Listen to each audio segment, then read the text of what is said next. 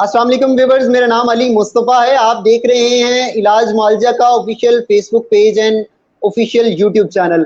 आज हमारे साथ जो पैनल में मौजूद हैं वो है डॉक्टर रमीन फातिमा अवान, जो कि एक रिनाउंड डेंटिस्ट है ऑन द प्लेटफॉर्म ऑफ इलाज मुआलजा। डिफरेंट पेशेंट्स को वो डील कर रही हैं। मैं इनका थोड़ा सा इंट्रोडक्शन कराना चाहूँगा और फर्दर फिर हमारा जो सेशन है उसको हम डेफिनेटली कंटिन्यू करेंगे। डॉक्टर रमीन फातिमा ने अपना जो BDS है वो Lahore medical and dental college से कंप्लीट किया। इन्होंने अपनी हाउस जॉब जो है वो LMDC से कंप्लीट की है। एंड अदर देन दैट इनका कोई 3 to 4 इयर्स का प्रैक्टिस एक्सपीरियंस है, लाइक डिफरेंट हॉस्पिटल्स में, डिफरेंट क्लिनिक्स में ये कर चुकी हैं और करंटली ये US के डिफरेंट पेशेंट्स को डील कर रही हैं थ्रू ऑनलाइन कंसल्टेशन।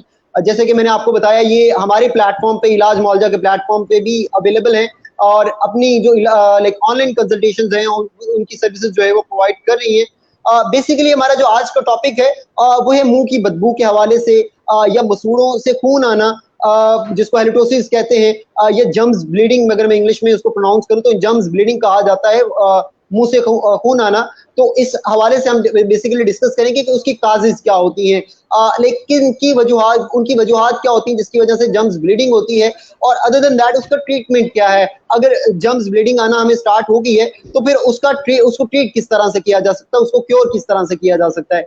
इसी टॉपिक के लिए, इसी डिस्कशन के लिए मैंने अपने साथ पैनल में डॉक्टर रमीन फातिमा को लिया है। मैं बढ़ता हूं डॉक्टर रमीन फातिमा अवान की तरफ और फर्दर जो हमारा सेशन है हम उसको स्टार्ट करते हैं। अस्सलाम वालेकुम डॉक्टर रमीन फातिमा।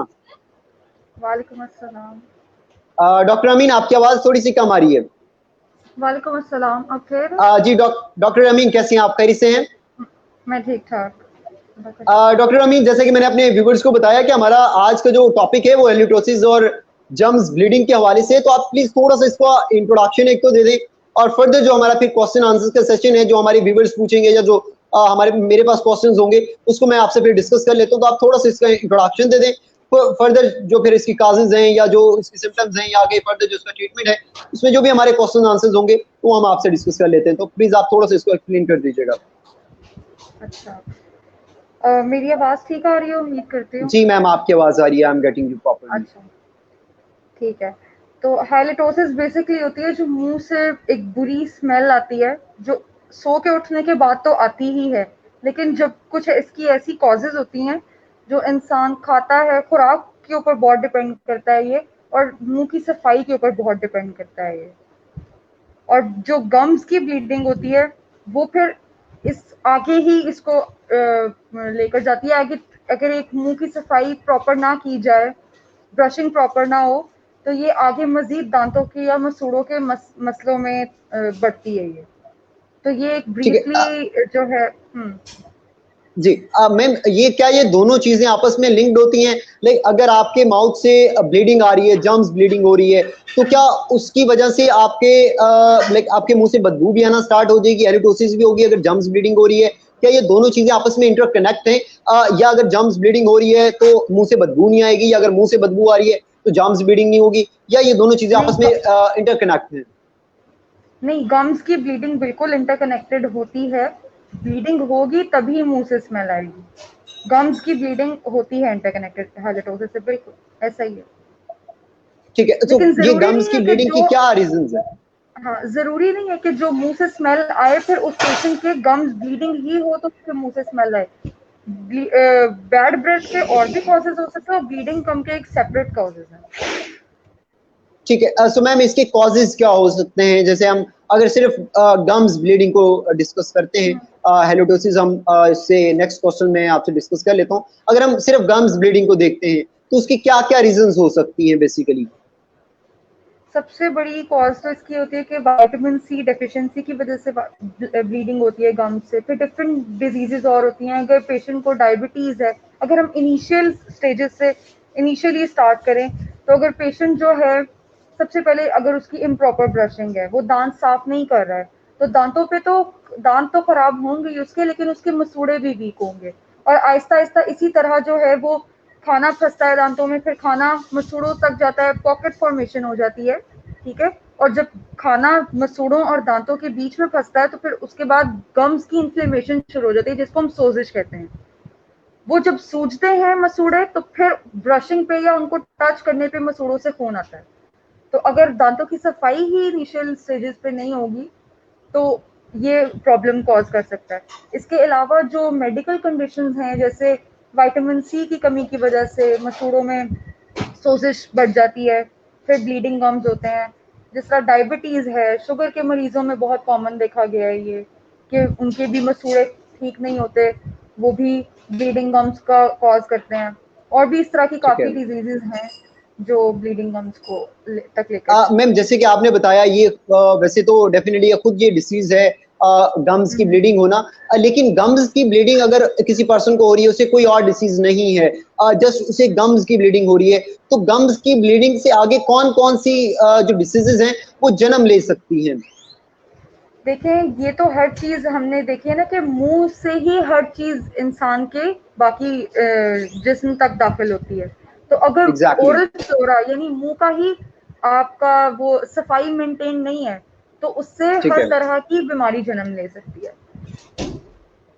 जैसे कि फॉर एग्जांपल मुझे थोड़ा सा आप मतलब बताएंगे कि फॉर कौन कौन सी एग्जाम्पल, बीमारी है जो। हाँ, फॉर एग्जाम्पल जिस तरह अगर मुंह की सफाई मेंटेन नहीं की हुई है तो आगे इंसान को और भी डायबिटीज हो सकती है। इंसान को अगर प्रॉपर ब्रशिंग नहीं कर रहा, वो इंसान अपने मुंह की सफाई नहीं कर रहा, it leads to oral cancer की स्टेजेस तक भी जा सकती हैं अगर इंसान के मुंह की सफाई नहीं है। फिर हेपेटाइटिस, बुखार, नजला की तो आम है ना। अगर इंसान अपने मुंह की सफाई नहीं रखता तो आगे मजीद कोई भी डिजीज जन्म ले सकती है। मैम ये जो गम्स जिन्हें ब्लीडिंग है। बैक्टीरिया, जी जी मैम आप एक्सप्लेन कीजिए प्लीज। मैं यही बता रही थी क्योंकि देखें, अगर प्रॉपर इम्प्रॉपर ब्रशिंग की वजह से इंसान के ज़ाहिर है जो मुंह में बैक्टीरियाज बनते हैं वो फिर जब इंसान खाता है पीता है वो सारे अंदर जाते हैं, तो वो ठीक जिस है। भी वाइटल ऑर्गन तक जाएंगे वो उसको खराब करेंगे। ठीक है परफेक्ट। मैम मुझे ये बताइएगा जैसे बच्चे हैं, तो इसके बाद नौजवान हैं, खवातीन हैं, मर्द हैं, क्या जो गम्स ब्लीडिंग है ये हर एक एज के अंदर होती है, छोटे बच्चों में भी होती है? क्योंकि छोटे बच्चों में तो हमने मोस्टली देखा है कि जब वो चॉकलेट्स वगैरह और इस तरह की चीजें खाते हैं तो उनके जो लाइक टीथ हैं वो ब्लैक हो जाते हैं, हम जैसे कहते हैं कि जी आपके दांत को कीड़ा लग गया है। तो मतलब छोटे बच्चों को भी गम्स ब्लीडिंग होती है और उनको भी हेलेटोसिस होती है, या जस्ट जो बड़े बच्चे मतलब बड़े नौजवान हैं या ओल्ड एज है उनको ही गम्स ब्लीडिंग होती है और उनको ही हेलेटोसिस होती है? अगर इसका कंपैरिजन किया जाए तो हर उस इंसान में ये कॉमनली पाया जाएगा जो जिसकी ब्रशिंग प्रॉपर नहीं है। अब अगर ब्रश करने का तरीका मैं बता दूं तो ये इसको हम रिड्यूस कर सकते हैं कि वो ना हो, लेकिन ठीक है। बच्चों में भी होती है। बच्चों में कैविटी फॉर्मेशन ज्यादा होती है क्योंकि बच्चे दांत सही तरह ब्रश नहीं करते, लेकिन उनकी नरिशमेंट हो रही होती है उस एज में, बैड ब्रेथ के चांसेस इतने ज्यादा नहीं है। नौजवानों में ये चीज़ ज़्यादा कॉमन है क्योंकि वो इस चीज़ को कम्प्लीटली, कुछ ऐसे बच्चे होते हैं हैबिचुअली इस चीज़ को इग्नोर करते हैं कि ब्रशिंग नहीं करनी। फिर ऊपर से स्मोकर्स का रेशो बहुत ज़्यादा है, उनकी वजह से उनके तो मुंह से स्मेल जाती नहीं है। फिर ठीक है। अगर ओल्ड एज में देखा जाए तो ओल्ड एज में फिर मेडिकल कंडीशंस आ जाती हैं जो इस चीज़ को डोमिनेट कर लेती हैं, जैसे डायबिटीज़ हो गई, हाइपरटेंशन हो गई। वो इस तरह की डिजीजेज होती हैं जो कि फिर बैड ब्रेथ का कॉज करती हैं, या फिर स्टमक के इश्यूज बढ़ जाते हैं बड़ी एज में जाके, तो वो इस चीज़ को ओवरकम करते हैं। मैम डेली बेसिस पे अगर टूथ ब्रशिंग हो रही है और साथ में कोई पर्सन जो है वो स्मोकिंग भी कर रहा है, तो जैसे कि आपने बताया कि बहुत सारी रीजंस होती हैं मुंह से बदबू आने की, तो अगर तो पर्सन जो है वो डेली टूथ ब्रश कर रहा है और साथ में उसकी एक आदत बन चुकी है, हैबिट बन चुकी है कि वो स्मोकिंग भी करता है, तो आपके अकॉर्डिंग जो है वो उसकी जो बदबू है, मुंह की बदबू है, वो खत्म रहेगी, या जब तक वो स्मोकिंग नहीं छोड़ेगा उसकी मुंह की बदबू वैसी की वैसी ही रहेगी? नहीं, स्मोकिंग से परमानेंटली नहीं हो जाती, स्मोकिंग छोड़ने से ही आहिस्ता आहिस्ता होता है। लेकिन ये है कि बैड ब्रेथ को ख़त्म करने के लिए हम लोगों के पास मिंट गम्स होती हैं। हम लोग प्रिस्क्राइब करते हैं पेशेंट को कि वो गम्स पे आ जाए, स्मोकिंग छोड़े। फिर उसके बाद हम प्रिस्क्राइब करते हैं अच्छे माउथ वॉशेज होते हैं, फ्लोराइड टूथपेस्ट होती हैं जो इस चीज़ को ख़त्म कर सकती हैं। लेकिन जो स्मोकिंग है उसको तो टोटली क्विट करना चाहिए क्योंकि ये तो वैसे ही एक तो नॉर्मल इंसान की हेल्थ के लिए भी नहीं ठीक है क्योंकि वो लंग्स को काफ़ी डैमेज करती है, और ओरल हाइजीन के लिए भी नहीं ठीक क्योंकि वो दांतों को गम्स को इंडिविजुअल लेवल पे बहुत डिस्ट्रॉय करती है। लाइक मैम जो सिगरेट है, स्मोकिंग है, या इसके हम्म। अलावा जैसे शीशा या इस तरह की जो चीजें हैं, लाइक जो भी बिल्कुल स्मोकिंग में आती हैं, तो ये डायरेक्टली मसूड़ों को जो है वो अफेक्ट करती हैं, तो इससे मुंह की बदबू ज्यादा फैलती है या मुंह लाइक जो गम्स ब्लीडिंग होती है वो ज्यादा होती है, या ये दोनों चीजों को नहीं, ही लाइक इफेक्ट पड़ता है, दोनों चीजों पे ही? दोनों चीजों पे इफेक्ट पड़ता है, दोनों चीजों पे। ठीक है, सो इसको किस तरह से मतलब रोका किस तरह से जा सकता है? बेसिकली जो गम्स ब्लीडिंग है, अगर हम गम्स ब्लीडिंग की बात करते हैं तो उसको किस तरह से रोका जा सकता है? इसके दोनों चीजें जो है ना, ये इनकी अंडरलाइन कॉज को देखा जाता है पहले कि ये हो किस वजह से रही है। जैसे अगर कोई पेशेंट हमारे पास स्मोकिंग की कॉज लेकर आता है कि मैं स्मोकिंग करता हूँ, तो मेरी ये मतलब हम पहले प्रॉपर हिस्ट्री लेते हैं उससे। अब ठीक है। हिस्ट्री के बाद ही हम डिटरमिन करते हैं कि पेशेंट की ये रीजन हो सकती है जिसकी वजह से वो ये प्रॉब्लम फेस कर रहा है। तो पहले अंडरलाइन कॉज को ठीक किया जाता है। अगर वो नहीं होती तो फिर उसके बाद हम उसकी कुछ मेंटेनेंस करते हैं, जैसे डाइट मेंटेनेंस। फिर जैसे कोई पेशेंट है वो कहते हैं कि मैं विटामिन सी इनटेक नहीं कर रहा हूँ, हम उसको विटामिन सी इनटेक का बताते हैं। उसमें लेमन जूस आ जाता है, और डिफरेंट जो विटामिन सी की सोर्सेज हैं वो इंसान मतलब अपनी डेली डाइट में शुरू कर दे। फिर इसके अलावा अगर कोई पेशेंट हैबिचुअल कोई उसकी ऐसी हैबिट्स हैं जिसकी वजह से उसके ब्लीडिंग गम्स और स्मोकिंग ब्लीडिंग गम्स और हाइलिटोसिस हो रहा है, तो हम उसकी हैबिट्स को कहते हैं कि वो कंट्रोल करें। जैसे smoking is a part of habit, वो ना पेशेंट एग्जैक्टली। विलिंगली कर रहे हैं ना, तो वो फिर उससे छुड़वाते हैं। ठीक है। और ठीक है। अगर कोई अंडरलाइन जैसा मेडिकल कंडीशन हो, तो फिर हम उसको कहते हैं कि अपने जनरल जो प्रैक्टिशनर है जिस तरह डॉक्टर्स, उनसे कंसल्ट करके उसकी मेडिसिन ले, ताकि ये ओरल हाइजीन उसकी डिस्टर्ब ना हो। मैम जैसे कहा जाता है कि जी रात में अगर आपने कुछ खाया है, तो रात में खाने के बाद आपने कुली करके या इस तरह से आपने सोना है, बगैर मतलब अगर आपने खाना खाया तो खाना खाने के बाद ये नहीं कि जी आप वैसे के वैसे लेट जाएं और आप कुली ना करें, तो इसमें क्या सच्चाई है? क्या उससे भी कोई दांतों पे इफेक्ट पड़ता है? बिल्कुल क्योंकि बिल्कुल जैसे दांतों आपको पे पता है इफेक्ट घरेलू पड़ता है। घरेलू टोटके में मतलब रेमेडीज में लोग बहुत सारी चीजें कहते हैं, तो अक्सर हमने ये भी सुना है, तो इसमें क्या हद तक सच्चाई है? आप क्या समझती हैं? नहीं, बिल्कुल बिल्कुल ये सच्चाई है कि दांत तो 2 दफा ब्रश करने चाहिए, सुबह नाश्ते के बाद, ताकि जो आपने नाश्ता किया है पूरे लंच से पहले पहले तक आपके दांत बिल्कुल साफ रहें। ठीक है। और ठीक रात है। को सोने से पहले तो लाजमी करना चाहिए, बिकॉज पूरे दिन का जो आपने खाना पीना खाया होता है, अच्छी तरह दांतों की सफाई हो जाएगी। फिर पूरी रात जो मुंह के बैक्टीरिया जो अंदर बनने, एक तो नॉर्मल फ्लोरा होता है ना मुंह का, कि जो मुंह के लिए ठीक है। हेल्पफुल जो है एनवायरमेंट, वो तो रहता ही है।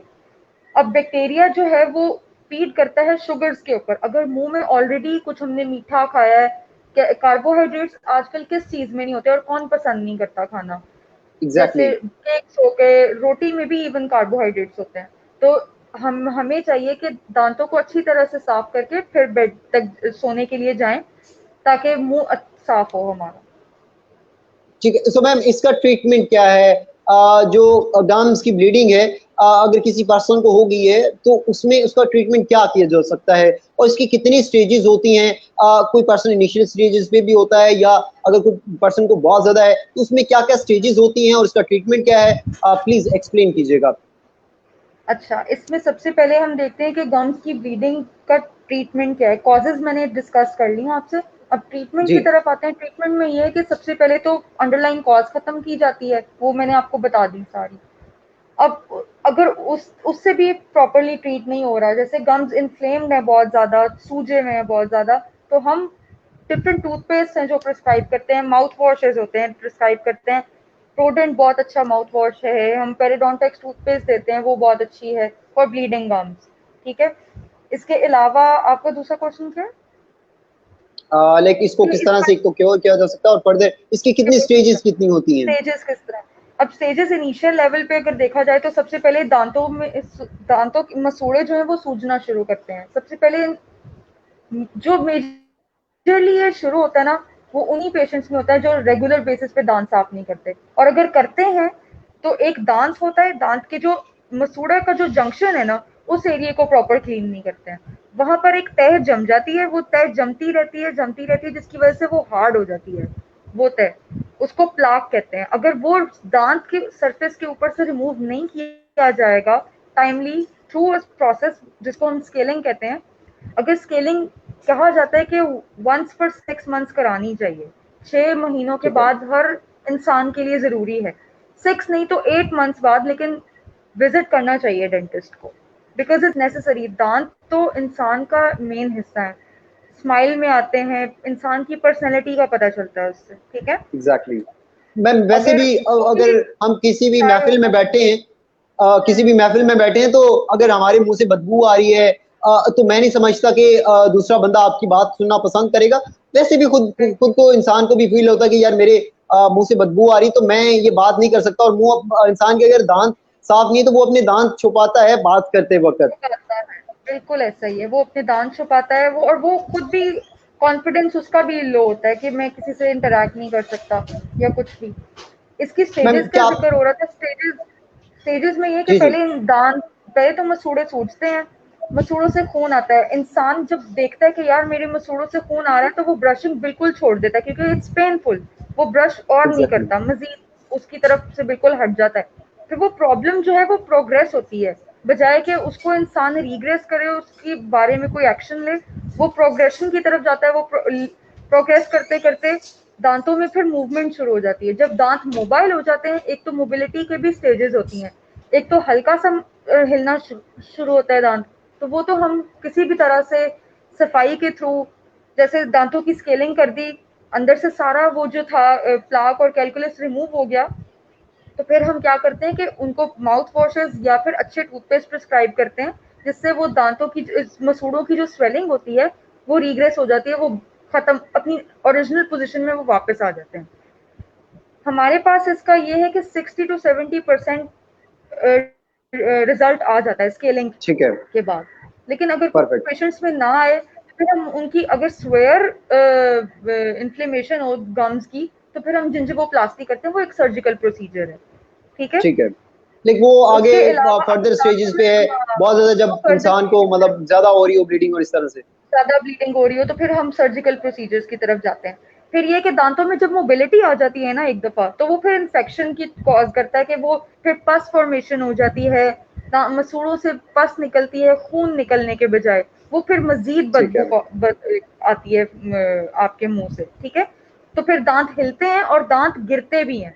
बाज़ औक़ात हमारे ठीक पास है। पेशेंट्स आते हैं, पूरे का पूरा दाँत जो है वो निकल आता है बाहर, इस हद तक हिल रहे होते हैं। ठीक है। तो मैम अगर मुझे ये इनिशियल बताइएगा, लेवल पे क्योर किया जाए तो वो हमारे फिर एक जी जी, हमारे एक व्यूवर का क्वेश्चन है कि जिसके दांत पीले हो चुके हैं तो वो क्या करे, किस तरह से उसको उसका क्योर किया जा सकता है, किस तरह से ट्रीटमेंट किया जा सकता है। बदबू आना इज समथिंग डिफरेंट, और मतलब दांतों में से खून आना वो तो एक समथिंग डिफरेंट। अगर दांत पीले हो चुके हैं, उसका क्या, अब वैसे तो अच्छा इसकी स्मोकिंग भी इसकी काजेज होती है, लेकिन अदर देन दैट अगर किसी ने ब्रश नहीं किया इतनी देर, उसमें अगर दांत पीले हो गए तो क्या उसका मतलब ट्रीटमेंट किया जा सकता है। अच्छा, दांतों की पिलाहट जो है ना वो एक डिफरेंट इशू है। वो ये कि इसका पहले देखा जाता है कि कॉज क्या है। बाज़ लोग बहुत चाय और बहुत कॉफी पीते हैं, ठीक है, उसकी वजह से दांतों के ऊपर एक स्टेनिंग हो जाती है। इसके ठीक अलावा है। अगर वो कोई मेल है, तो ये होता है कि स्मोकिंग कॉज उसमें ऐड कर दें कि स्मोकिंग की वजह से हो जाती है, पीलापन आ जाता है दांतों में। ठीक है। लेकिन इसका जो प्रॉपर ट्रीटमेंट है ना, वो ब्लीचिंग होता है। वो दांतों की ब्लीचिंग की जाती है, जिसकी वजह से हमें फर्स्ट टाइम में तो बहुत अच्छा रिजल्ट मिल जाता है ब्लीचिंग का, ठीक है। ठीक है। फिर उसके सेशंस होते हैं, 3 to 4 सेशंस में एक डिजायर्ड रिजल्ट मिल जाता है ब्लीचिंग से। ठीक है। अब मैम जो गम्स ब्लीडिंग होती है, मैं दोबारा अपने उसी टॉपिक पे आऊंगा। जो गम्स ब्लीडिंग होती है, इसको क्योर होने में ऑलमोस्ट कितना टाइम लग जाता है, अगर आपसे वो ट्रीटमेंट कराते हैं, या कोई भी आप जो ट्रीटमेंट सजेस्ट करती हैं एट अ होम, तो उसमें ऑलमोस्ट कितना टाइम लगता है कि जो उसकी गम्स ब्लीडिंग है वो खत्म हो जाती है टोटली। अच्छा, ब्रशिंग के से अगर आपने, अब पेशेंट ने खुद फील करना है कि उसके जो स्वेलिंग है गम्स की, क्योंकि गम्स की ब्लीडिंग जो है ना, उसकी एक और कॉज भी है। अगर पेशेंट बहुत विग्रसली ब्रश कर रहा है, बहुत जोर जोर से ब्रश नहीं करना, हर सरफेस को करना है, टाइम दे के करें, और सर्कुलर मोशंस में करते हैं। आपने कभी भी ब्रश को ना हॉरिजॉन्टली करना है ना वर्टिकल करना है, सर्कुलर मोशन में, और हर दांत के ऊपर तकरीबन 10 से 20 सेकंड आपने ब्रश करना है, हर सरफेस को ब्रश करना है। जब आप ये एक काम करेंगे ना, तो उसके बाद आपकी ना तो मुंह से स्मेल आएगी और ना ही आप लोगों के ठीक है। गम से ब्लीडिंग, ठीक है। बाकी ये है कि परफेक्ट। ट्रीटमेंट अगर अच्छा देखा जाए तो वो स्केलिंग ही होता है। स्केलिंग के बाद क्योंकि पॉकेट फॉर्मेशन खत्म हो चुकी होती है, सारा जो दांतों के ऊपर जमी हुई तय होती है वो रिमूव हो चुकी होती है। तो इंशाल्लाह हमारे पास तो जो पेशेंट्स आते हैं वो 2 to 3 वीक्स में सेटिस्फाई हो जाते हैं, अपनी ब्लीडिंग गम से जो है वो बिल्कुल उनकी रेजोल्यूट हो जाती है। Perfect perfect. अगर किसी के दांत में दर्द होता है तो उसकी बेसिकली क्या रीजन हो सकती है? वो गम्स ब्लीडिंग हो सकती है, या लाइक वो हेलिडोसिस हो सकती है, या वो दांतों का जो पीला हो जाना, क्या उसकी बेसिकली क्या रीजन हो सकती है अगर किसी के दांत में दर्द हो रहा है मैम?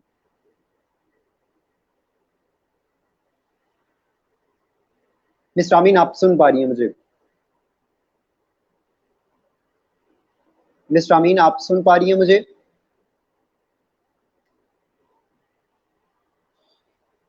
मिस्टर अमीन, आप का यस नेट इशू है, आप नहीं है कॉल पे हमारे साथ।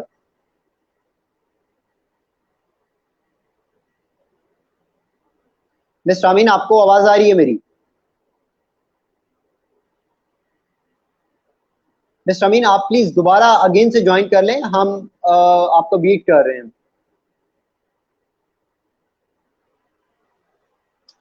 जी व्यूअर्स, जैसे कि मिस रामीन फातिमा ने हमें डिफरेंट लाइक कॉजेज बताई, डिफरेंट ट्रीटमेंट बताया कि किस तरह से इस पे ओवर कम किया जा सकता है। अगर आपको आपके गम्स में ब्लीडिंग हो रही है, या अगर आपका हेलिडोसिस है, तो उसको किस तरह से ओवरकम किया जा सकता है।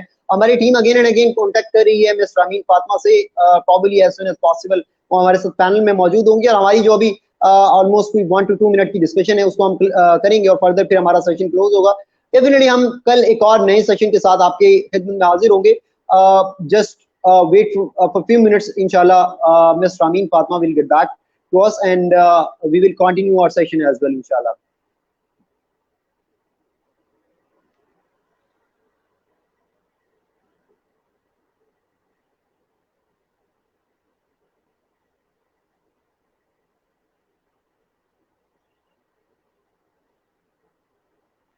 सो व्यूअर्स, ये आज का हमारा सेशन था जिसमें हमने डिफरेंट कॉजेज को देखा, ट्रीटमेंट को देखा कि किस तरह से हम इस पे ओवरकम कर सकते हैं। मुझे और मेरी टीम को इजाजत दीजिए, कल हम एक नए सेशन के साथ आपकी खिदमत में हाजिर होंगे।